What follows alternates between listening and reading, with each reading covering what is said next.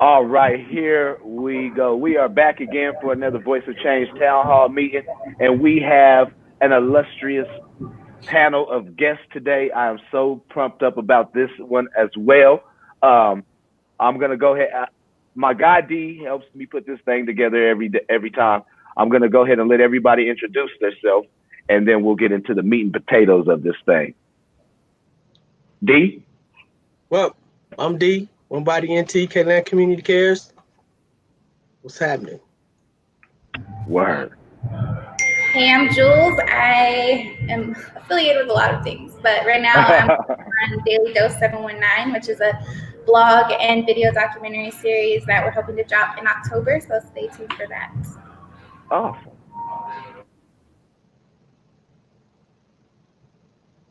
Don't rush. Ladies first. Hi. Gentlemen.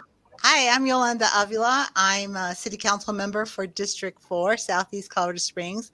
I'm also the director for the utilities company. So we do as much work there, but I'm going to talk about the need for voting here as soon as we get started. Thank you. Yes, ma'am. Yep. What's up, everybody? My name is Rodney Gullatte. I'm a certified ethical hacker. I own a cybersecurity company here in Colorado Springs and in Key West. I am the president of the Colorado Springs Black Business Network and the president of the Rotary Club of Colorado Springs. Glad to be here with y'all today. Awesome. I am so happy that all of you guys, all of you ladies and gentlemen could make it today. I watch you guys from afar, and I appreciate everything that you guys are doing. The first town hall, we were talking about our voices, just coming together as people and voicing ourselves. And now these town halls are all geared for the power of the vote. I've been voting since I was 18. My grandma got me to vote, so I'm trying to get everybody else to vote for their own different reasons. The reason why I vote, I say this every time. My grandma, she asked me, was I voting? And I told her no. And she told me that I should vote for every year that she couldn't vote. And I didn't know that my grandma couldn't vote. And she was like, yeah, there was a time when I couldn't vote. So I've always made it a cause for myself to vote for that reason. I have an auntie that's a vice mayor in Wichita, Kansas. She's a big advocate. She loves our town halls. One of these days I'm gonna get her on here. But that's my story to make a change for voting. Everybody, is there a certain thing that got you into pushing you into I don't know, the lane that you are now to push people to vote and to get activated in your community?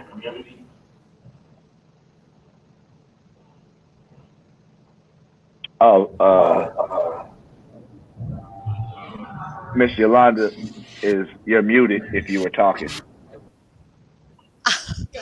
Okay, I wasn't sure you wanted me to talk, so. Oh, yeah. So, my mom was a naturalized citizen and in 1960. So she knew the power of voting and registered to vote all the time up to that point. And my mom was very involved in what was going on politically as well as economically. So she was really the person that, just like grandmas and moms pushed, she didn't push me, but let me know the importance of voting. So it's always been a big thing, and working on campaigns ever since I was like 5 years old. So that's always been my lane. Cool. So for me, I think that 2016 election hit a little different. So I think it was around that time that I really got involved with like community work. And so I was working at Kono, Council of Neighbors and Organizations, and they were heavily involved with like our city government and local government and everything. And so it really opened my eyes to what is happening at a local level and, understanding how little voter turnout is for our city council and our mayoral elections. I was like, we gotta start doing something for that. So I've just been more and more involved with, local politics more than, staying in tune with what's happening at the national level. And so Definitely wanting to, make sure people understand like there are local elections happening, and one is coming up this next year in April. So something to be paying attention to just as much as this election. So yeah. It's great. Well, My fault. Go ahead, Rob. I'm sorry. Go yeah, ahead. That was me. Sorry. thank you, everybody. So, for me, it was my parents. My father grew up in Alabama. My mother grew up in rural Mississippi.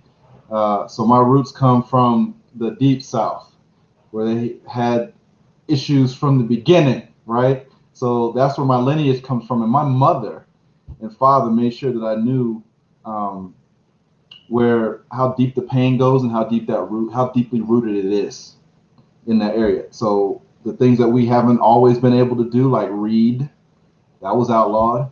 Own property, that was outlawed. Voting, that was out. Like there's so much you had to fight.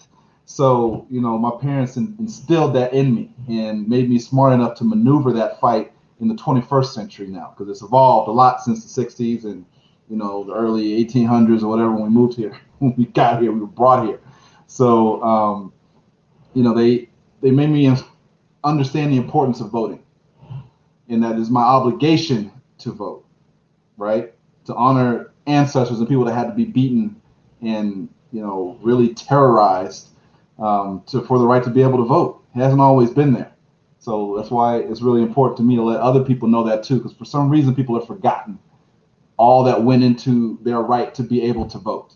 Seem to forget because things seem to be so good now. But as we have learned, some people have always known, but we're definitely getting wake-up calls more and more as time progresses to the current time, that voting is more important than ever. Like your voice is important. You need to get out there and do it. And don't let anybody threaten you and tell you you can't, because people are trying. Go ahead, Chief. Go to the next thing. I just wanted to say that I think it's cool that we get younger cats at like Jules and Rodney and D and myself, because we need cats like us to make voting and running for council and stuff like that cool. A lot of cats don't shade to that, but I think that's the next step of what we need to get to. But what I want to get to, the icing on the cake real fast, we got to talk about it. It was an alley oop last night.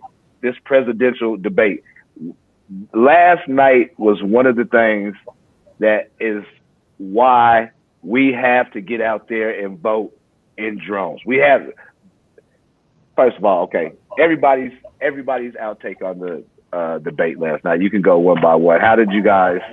I thought it was an embarrassment. It was an embarrassment for America. Like, it was horrible for me. I don't even know how to put it into words, really. Uh, my my co-host B, it was one of her first times watching a debate because she's kind of younger. This was going to be one of her first chances to vote for a candidate, and I'm always busting her about this and that. And I had her watch the debate last night, and that was a horrible representation for somebody to watch a first presidential debate. I mean, like, this last night was the reason why we had to vote. That's all I can say every time, but anybody else can feel free. I actually thought it was really cringeworthy. As I heard the interruptions constantly and uh, from Trump, and then Biden kind of a little bit off his game, but really attempting to talk to the people, to the American citizens, and to the voters.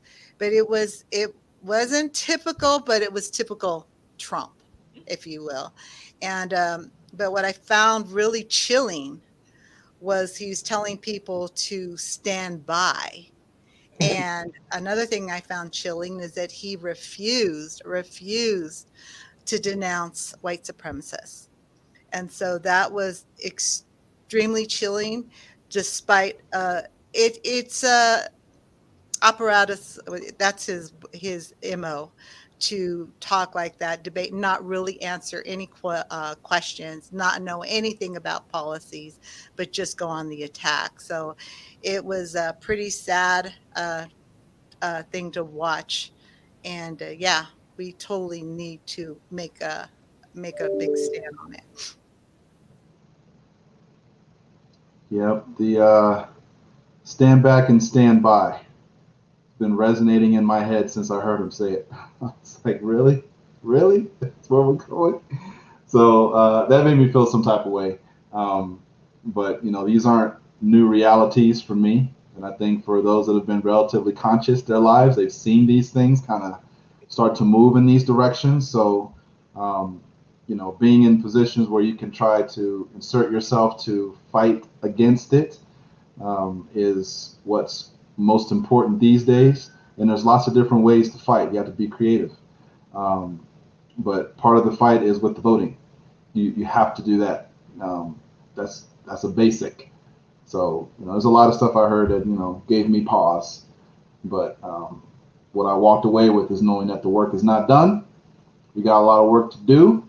And if you are feeling uncomfortable right now after watching what you saw last night, get out to the polls, man.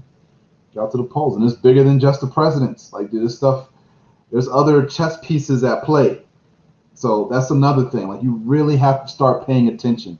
There was a lot of distractions last night. Everybody, saw the, dust flying and all that. That's like the right hand doing something, but your left hand doing something else.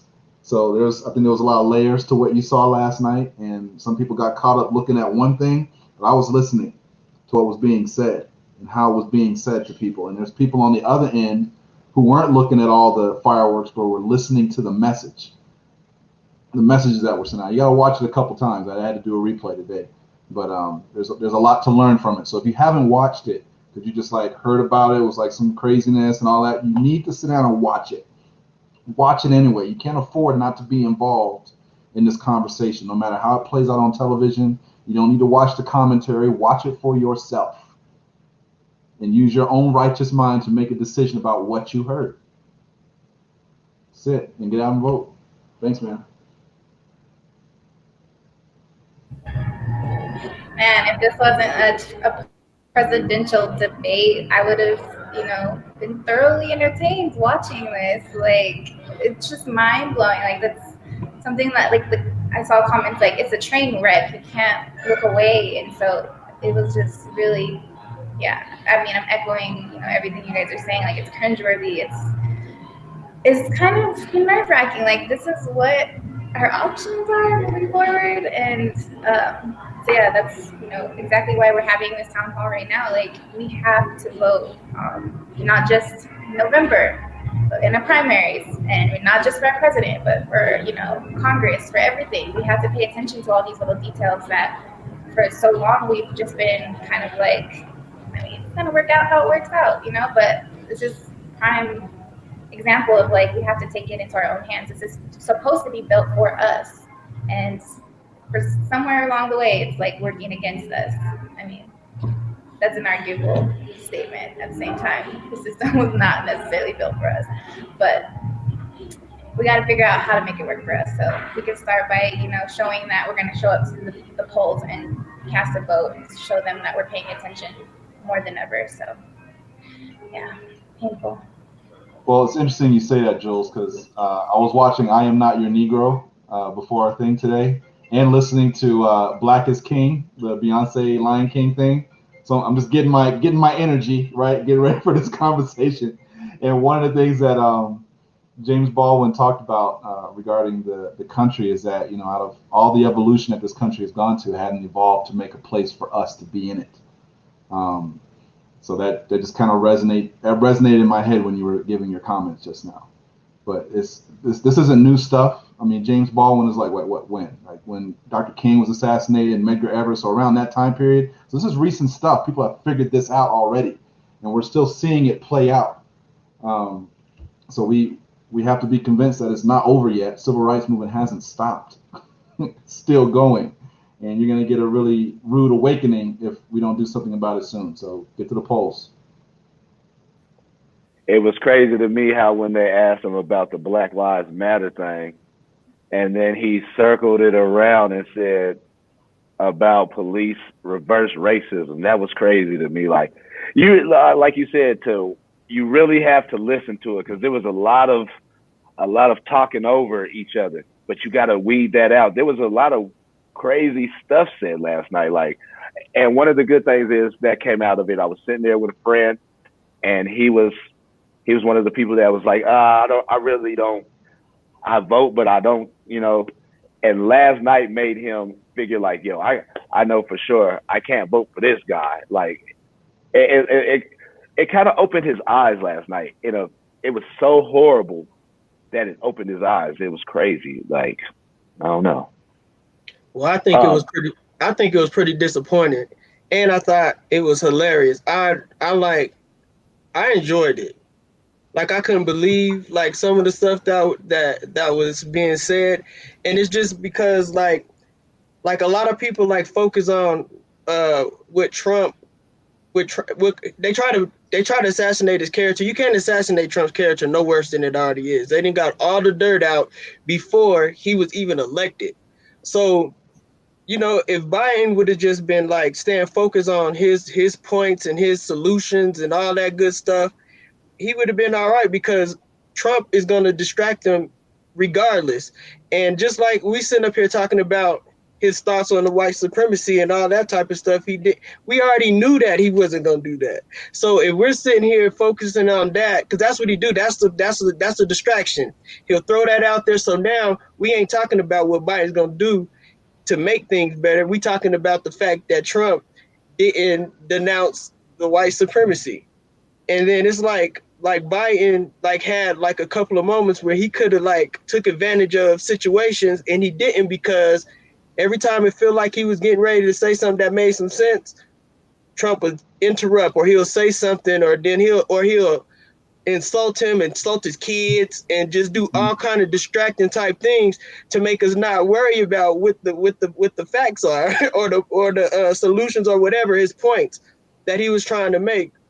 And it was just like, it was amazing. I couldn't believe I was watching that it was a debate. It was kind of like us arguing at the barbershop, and we was like, man, he's a clown and stuff. Like, you don't do that. Or like, you got to stay focused. You got to have your game face on, because it's at the point now that Biden needs to convince people to vote for him, because Trump's people is vote. I don't know not one person that supports Trump that is not going to vote.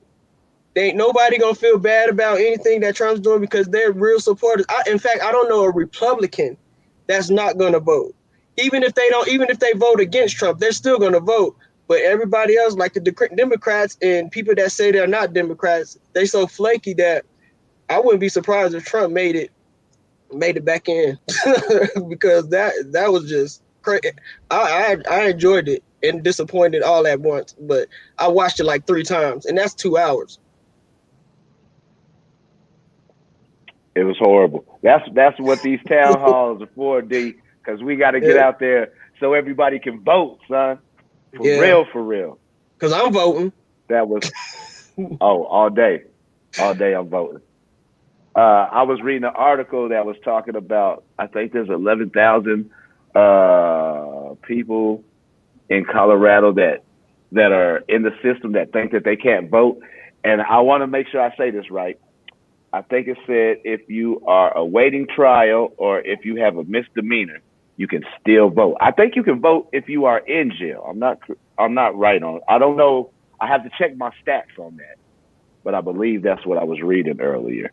Anybody know anything about that? About parolees or people being incarcerated are still?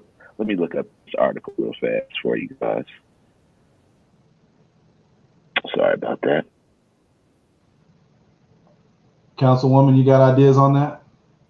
I was thinking about that. Well, if you're in jail for a misdemeanor, a person's in jail for a misdemeanor, yeah, you could still vote.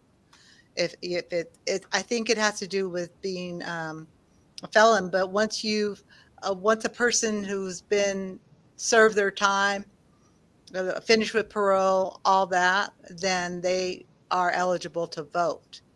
And so there was a big thing in Florida where they passed a bill that they could vote once they've, got out completely off parole, and that was like 1 million people. A lot of brown and black people, of course. And but then the legislature was really upset with that. So they said, no, they have to pay off every fine and fee that they've ever owed. Well, the problem with that is that they never knew how much they owed or if they owed anything. And so that stopped. That got about 700 people off the rolls again from voting. So it's a really hot button there in Florida. And here in Colorado, it's not as hot, but once you are off of parole, so what makes a person ineligible is being in the of serving time now and of still being on parole. But once that's all done, a person's done their time, then they're eligible to vote. And that's misdemeanors, that is not included in that. And I know the Colorado Criminal Justice Reform Coalition, they do a lot of work surrounding making sure, people with convictions can have the information they need to know if they can vote or not. So it's ccjrc.org is where you can find more information about, voting for people with a criminal background. Every one of you have your own individual goals or things that you're doing right now. You guys want to talk about those individually real fast? I just want to put out the importance of voting locally and how Joel said something to that effect. Like we have the lowest turnout. So in Southeast, where we have the majority minority, is we have the lowest voting record all the time. There's about 33,000 eligible registered voters, and only less than 6,000 show up to vote. And so it's like, I've gone door to door and people say, well, I don't see that it makes a difference. I don't see what it does. My vote doesn't do anything. And so it's convincing people that their vote does do something. People have won and lost based on just one vote. And there's been up to a coin toss to decide who will represent in that area. So other than the presidential, where it's by the electoral process, which is a different topic altogether, when it's majority vote, it makes such a difference. And so one of the things that really, it's not so much on city council, but really is important to me, is that right now we have in El Paso County 5 county commissioners. Those seats are so gerrymandered to make sure that there is not a block of voters that have our values. I'm just going to say all of us here, that the values that we have. There has not been a Democrat on a county commission seat in 46 years. And it's because it's so gerrymandered. My district, I think there's 3 different county commissioners, because my district, if you just left it alone, would probably have a Democratic commissioner. So one of the things is fixing those districts, and it almost came to be this year, but when COVID happened, it went by the wayside. So it's like having fair and equitable districts. And so that's really big. And I'm going to be contacting you all, because right now there's no one from our communities that are on this redistrict have made applications to be on this state redistricting commission. And so right now there is an application that we can apply for so that we can get representation here in Southeast, or in southern Colorado. There's hardly any. It's all northern. And so to make sure that we do those district lines for the House representatives and for the state senators. So, but that right now is near and dear to my heart, because that's why people get disillusioned, because if they're in strong and holds, like, for Trump, or just very right wing, it is tough. So until we make it fair, it's not going to work. And I want to talk about being locally. That's so important, because we go to the same grocery stores, we travel the same streets. That's what we affect, the sidewalks, the roads, the bridges. and how we're affected with police and fire, and it affects us. And we do have, as a group, if we each get out there and vote, we can change things. And so it's powerful. And the dominant class knows how powerful that is. So it's important that, you know, we band together and we're strong together to get people that have the same values and that think like we do.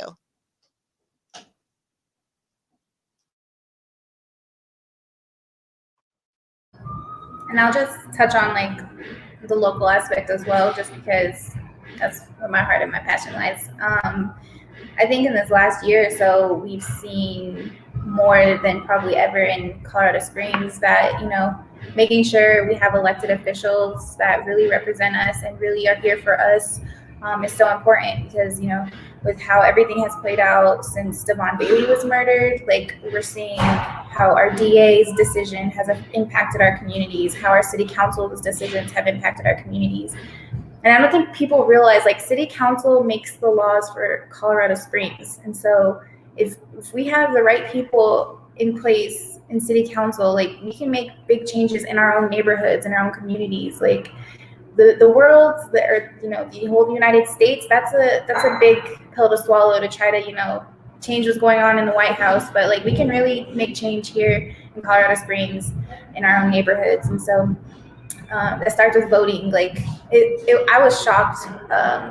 What was it, last year, when, you know, Harrison School District 2 had the bond on the ballot, and there was a lot of people voting no on there. And then, you know, the turnout, it was low. So it was just like worrisome to me that it was like, dang, if, you know, so many people decided they weren't going to vote, it could have easily went the other way. And, you know, our schools in District 2 would not be getting the remodels that they have needed for like decades now. And so, again, just, you know, really important to think about how voting locally is going to impact us. But also, you know, with November coming up, there's so much more than just our president on the ballot.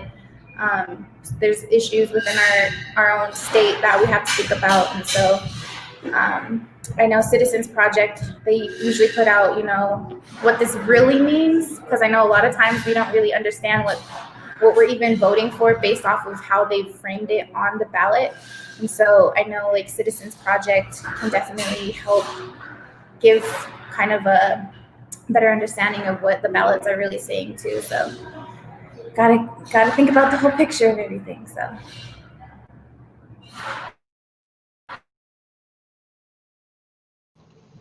I think people got to get rid of their fear. That's one of the strategies to kind of mess up this whole process and make it chaotic, is to instill fear in people, and a fear of voting, and a fear of getting involved in the system also. So, you know, get your name on the ballot itself for somebody to vote for you for something here locally. You know, there's a whole trail of voting that led to our two candidates facing off last night. Those being the only two. This is the best we could put up for this world leadership position, right? So there's a lot of voting involved to get to that point. We have to get involved in all those pieces, and that low voting turnout is not good. Like, your vote does count. I don't know how many times I have to say it, but like, the cumulative vote counts bigger. So yeah, your one vote may be that one vote that swings an election. You know, may or may not happen. Doesn't matter. Like, the collective voting that's missing right now could make things look a lot different. So get out there and do it. If you don't like the way things look, get out there and do something about it, man. This is your voice is important. Even with the Electoral College, dude, get out there and vote anyway. Keep voting. You have to do it. Your lives depend on it. Think about that next time you don't want to go vote. I hate when people say my one vote doesn't count. I can't remember who it was in our last town hall. They said there was an election in the South Side last year, or maybe it was earlier this year, and a guy won with 300 and something votes. And that's just because we don't get out in the South Side enough to vote. So that's one of my biggest things. That's one of the things about these town halls. I want to encourage everybody like ourselves, everybody from our community, to get out there and vote. No matter who you vote for, which side, you should get out there and vote. Express your vote, man. Make sure, was it Miss Shirley last week? She said voting gives power. And that's the truth. And ever since she said that, I put that hashtag up on everything that I do right now. So these town halls are fuel for the fire to get everybody out there to register to vote and to make sure you get out there and find your district. If you're not mailing it in, wherever you have to vote, make sure you know what you're voting for. And I think I got my book in the mail the other day. They sent a book out, I believe, that breaks down some of the ballots and everything that you're voting for. It's good for people to read those type of things. Get involved, man. Don't talk about the president and all this other good stuff, and then you're not out there voting and being heard. That's silly. I agree, 100%. There's some. I think somebody. I just can say, like there is going to be a proposition on the ballot, and it's the parks, right? And so right now, the city has been able to trade parks or sell them to developers, like they did in Strawberry Fields. They did the land swap with the Broadmoor, right? And they shouldn't have been able to do that. So the people have been working on parks for a long time. So right now, what my concern has been is that we have a neighborhood park in Southeast that the city could decide, hey, developer wants to develop there, and take away our little neighborhood park and put a development there. And so we have a committee of POPs that came up and said, hey, we want to protect all of our parks, all of them, every park in the city, to where developers cannot come in here and make a deal with the city to sell certain parks. And it was, and I'm for that, because my thing was like, I'm afraid that it'll be the parks in Southeast that'll be most vulnerable, and that the only way that you could sell these parks is at a vote of the people. Well, there was some manipulation and maneuvering, and I'm going to say by Wayne Williams, and said, no, well, if we're going to have that, we're also going to have a vote saying if there's a council majority, so there's 9 council members, if 7 say yes, then we can sell it if we need to. So most of the people on council look as parks as just tools to be used in case of, for leverage to sell for developers. And so, I mean, it might not seem like a big deal, but in Southeast, we are 6 to 8 degrees hotter than the rest of the city. Okay, we have less trees, less things that keep us cool. And so we need each and every park, and they need to have trees and restrooms, by the way. But it might not seem like it affects us, but that's going to be on the ballot, and that will affect us. It is important that we take care of our parks, especially in our communities where we live, and that they are not being able to be sold just because somebody wants to make a fast buck. And so there's so many areas like that are going on in the city that it's important that people know about. So it's going to be a long ballot, and it's going to be tedious. There's going to be stuff about Tabor. There's going to be stuff about the Tabor Gallagher. That's why we have such low property taxes, but we're paying a price for that, because that's what the property taxes what funds our schools. And we are trying to look at to bring that to a reasonable rate so that we can get our schools funded. So it's really good to get educated and to protect our schools, our parks, and our communities. I know I went on, sorry. No, that is all right. All right, was there anything that you guys want to say to the people before we get out of here? Maybe something you're going to be doing in the upcoming future. What are your causes, an email, address? How can they get a hold of you? If everybody wants to just go down the list and do that for me before we get out of here, I would greatly appreciate it. So I'm always doing something. And that's the example I want to set for everybody watching this video right now. You need to always be doing something. Like your life depends on it. I'm going to say it again. Like your life depends on it, because it does. So I need you to vote. I need you to get involved in these organizations, in this community, and try to influence them to help bring our community to a better space. Right now, we're not as involved. I mean, you see that with the voting numbers, but we're not as involved as the people like we should be in this town. The demographic numbers should not be something that discourages you from getting involved. I know it's low, but when you look at a percentage, yeah, it's small. But when you look at it as numbers of people, it's a lot of people. It's enough people. We can do something different here. Tomorrow is October. Well, with this thing airs, it's going to be October 1st. But Arts Month is October. The first event is the Art of Social Justice. Myself, with the Colorado Springs Black Business Network and the Cultural Office of the Pikes Peak Region, are going to have some amazing panelists: Tony Exton Jr., Ashley, Cornelius, Taisha, and Lynn Hastings. And we're going to talk about how art has influenced this conversation, the whole social justice movement in the past and especially now. So it's going to be a good talk. Talking is part of the solution. We have to have these conversations.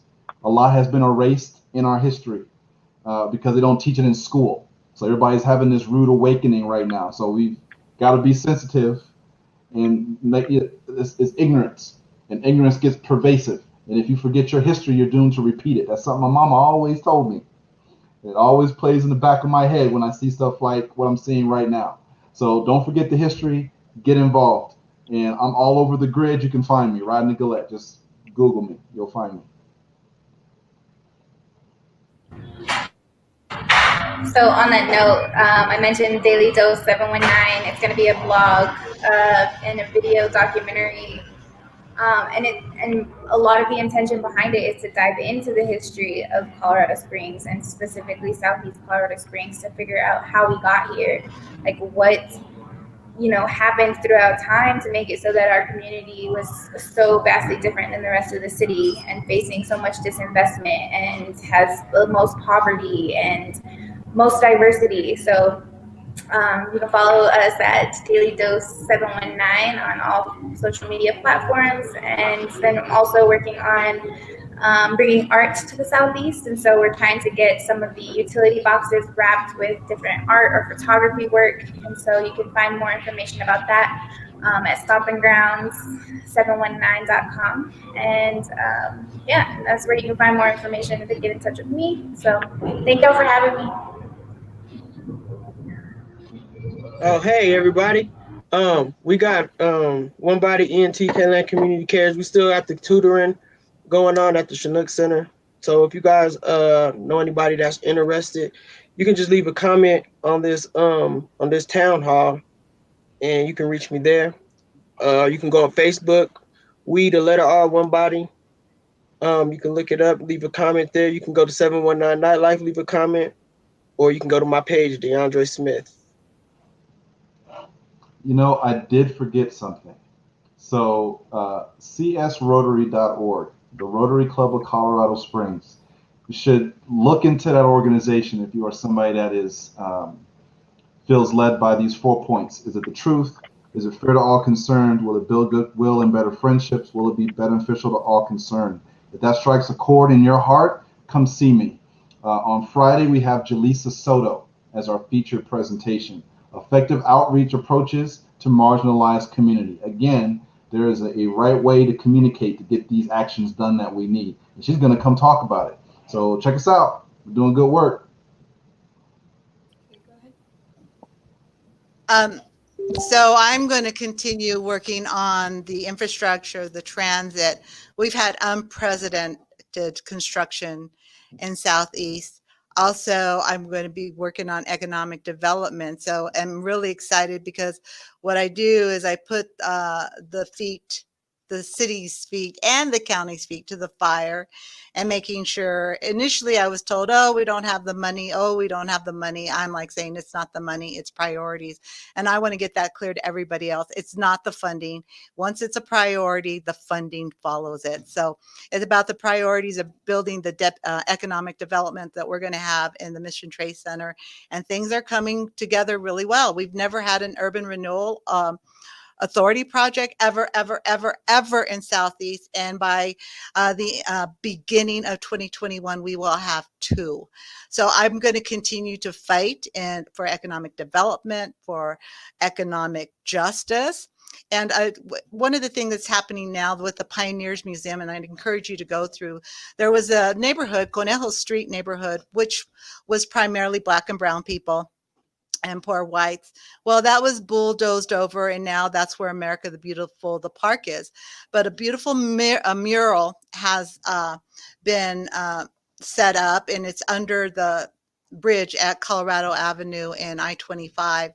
And so if you all have a chance to it. So I'm going to keep with that, elevating the voices of communities of color, communities with disabilities, and just keep pushing forward, holding the county accountable, because they took all their services away to the northwest side of town, and now we're finally getting some of those services back by pushing and pushing. So I'm going to continue to fight, to push, to hold people accountable.